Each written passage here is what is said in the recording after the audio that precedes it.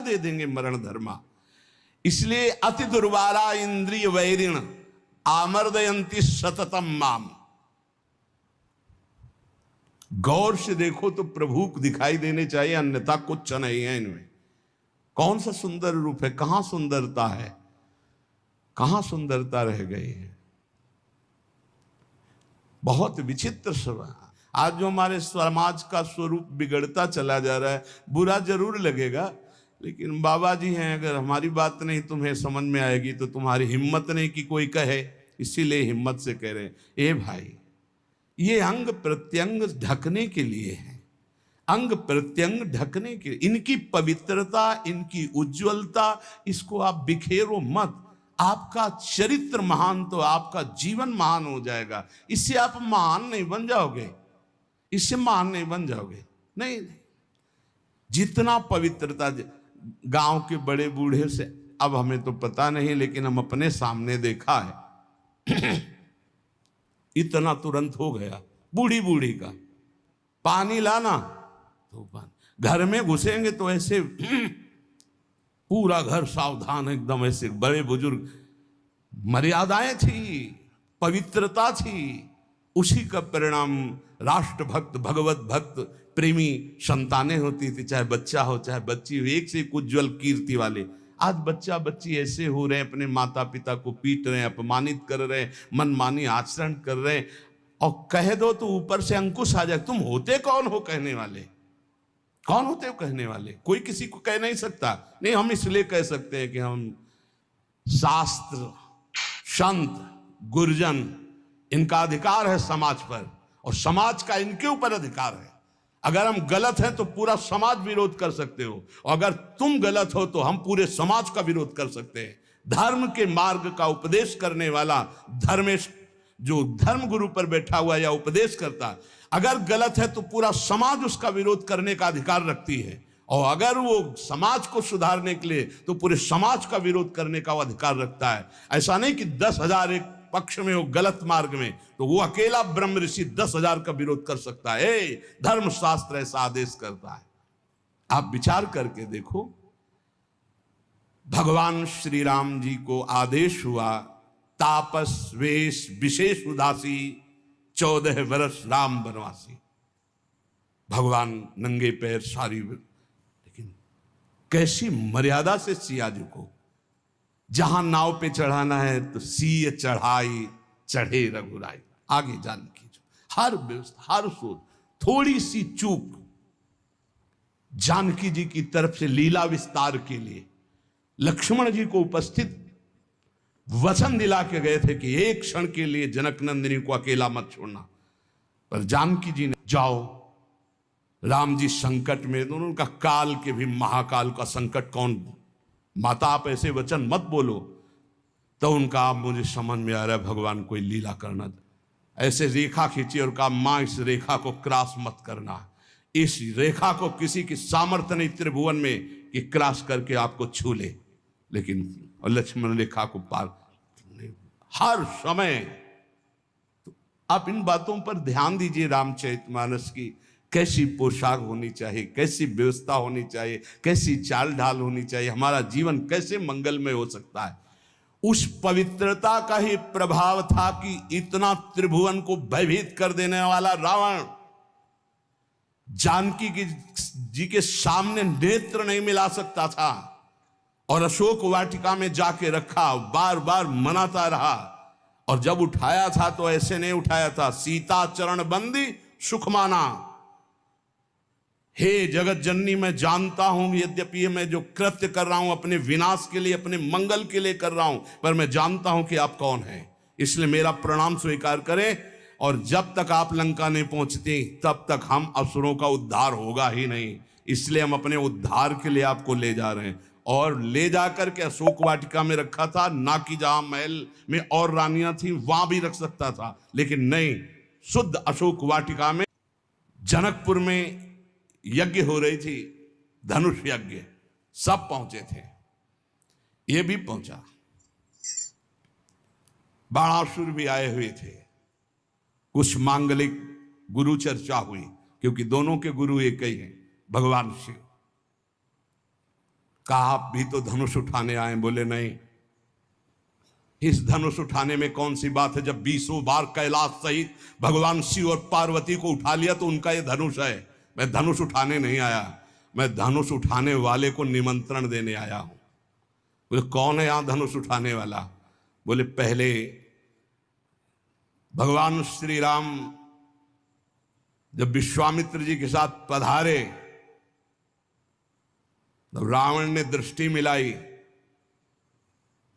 और कहा ये नेह निमंत्रण नहीं दे रहा हूं, ये बैर निमंत्रण दे रहा हूं। ये धनुष आप ही भंग करेंगे, सीता जी आपको ही मिलेंगे, लेकिन मैं सीता का अपहरण करूंगा और तुम्हें रुलाऊंगा और तुमको ये जो टांगे हुए सारंग धनुष, इसी से निकले हुए बाणों से संपूर्ण लंका का उद्धार करना होगा। मैं यही कहने आया हूं। भगवान श्री राम से मानो इशारे में बात की और आरती की अजगौ की, और जनक से कहा इसका भंजन तो दूर रहा, इसको उठाऊंगा भी नहीं, ये मेरे गुरु का धनुष है। प्रणाम करके परिक्रमा करके दोनों चले गए थे।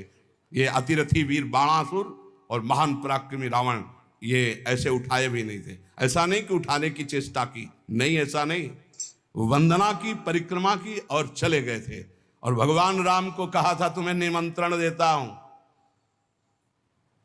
आकर पूरी लंका का उद्धार आपको करना है, इसलिए सीता जी से ब्याह तो आप करो और वास मेरे यहां करेंगे, क्योंकि इन्हीं के चरणों के प्रताप से ऐसी अपावन लंका पावन होगी।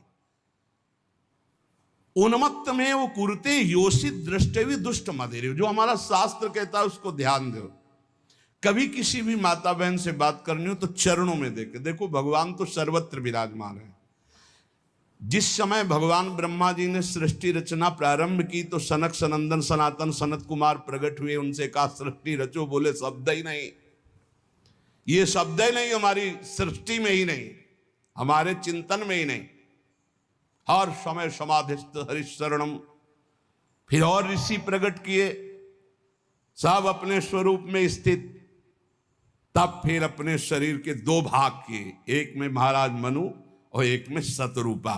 फिर ये परस्पर ऐसा आकर्षण प्रकट हुआ जिससे सृष्टि वर्धन नहीं, सब ब्रह्म स्वरूप, सब भजनानंदी, भजन में ही डूबने के लिए। तब ब्रह्मा जी ने अपने शरीर के 2 भाग किए, वामांग से शतरूपा और दाहिनी भाग से महाराज मनु, और यहां से फिर ये मैथुन सृष्टि प्रकट हुई। जिसे भगवत मार्ग में, चाहे वो गृहस्थ हो या विरक्त, गृहस्थ है जिससे पाणी ग्रहण मात्र किया उससे, विरक्त है तो संपूर्ण चराचर जगत में अपने इष्ट का भाव रखते हुए चलना है। नहीं तो अति दुर्वारा इंद्रिय वैरिण आमर्दयंती सततम माम। देखो, जब अच्छा साधक कहीं गड़बड़ हो जाता है तो वो अपने जीवन को ही नष्ट कर देता है। ये अपने वृंदावन की बात है कि उधर पानी घाट की तरफ कोई साधक एकांतवास करता। अभी हमसे कल प्रश्न हुआ कि नए साधक को एकांतवास करना चाहिए या सत्संग साधु समागम। तो हम कहा नए साधक को सत्संग साधु समागम करते हुए थोड़ा समय एकांतवास करना चाहिए। जैसे आप आ रहे तो घंटे 2-4 घंटे 6 घंटे आपका एकांत में कमरे में भी, और हर समय आप घेरे के अंतर्गत हो। अकेले रहने में, वो भी साधक को साधन में एकांतवास बहुत सावधानी का करना है। मोबाइल तो बहुत ही घातक है, बहुत ही सहायक है। अगर मन चंचल हो रहा है आप सत्संग लगा लो, मन चंचल को शांत कैसे करें, सैकड़ों सत्संग इस विषय के पड़े हुए हैं। अगर आप सावधान नहीं तो फिर मन चंचल होकर विषय सेवन में ले जाए। अब वो रोज मोबाइल का गलत प्रयोग देख रहे थे, उनको घृणा हुई अपने जीवन से और उन्होंने अपना जीवन शांत कर लिया यही वृंदावन में। क्या फायदा हुआ? जीवन शांत होने से क्या भगवत प्राप्ति हो गई? अगर सत्संग मिलता होता तो कम से कम इतनी हिम्मत तो हो जाती कि मोबाइल को ईंट से कुचल देते। अपने को क्यों शांत किया? अपने को तो आज सुधारा जा सकता है, अपने को तो बचाया जा सकता है विषय सेवन से। इसलिए बहुत सावधान, नहीं कभी आपका मन जो गलत मार्ग में शिक्षा दे रहा वही आपको नष्ट कर देगा। बहुत सावधान। कलिकाल है ऐसा, यंत्रों में एक क्षण में आप संसार की गलत बातें देख सकते हैं। वो बहुत बुद्धि को नाश करने वाला है, बहुत बुद्धि। छोटे छोटे बच्चे बताते हैं कि हमारी दुर्दशा इससे हो गई।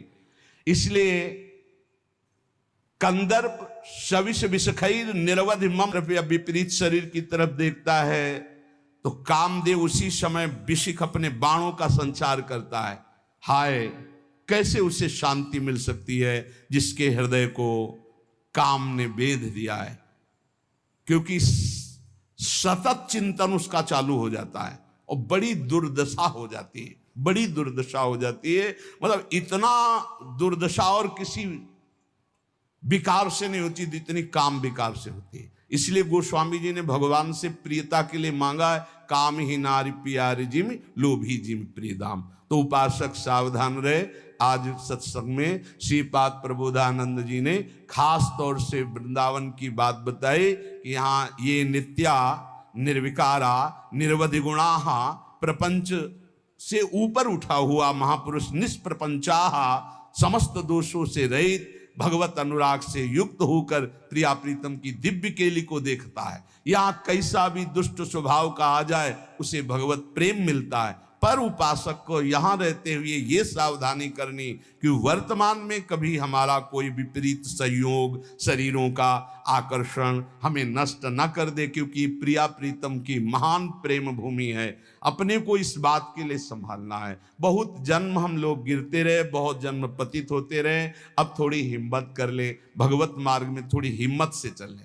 2 मिनट संत वाणी हम लेंगे, क्योंकि इसी प्रसंग से मिलते हुए वचन महापुरुषों के हैं। उपासक को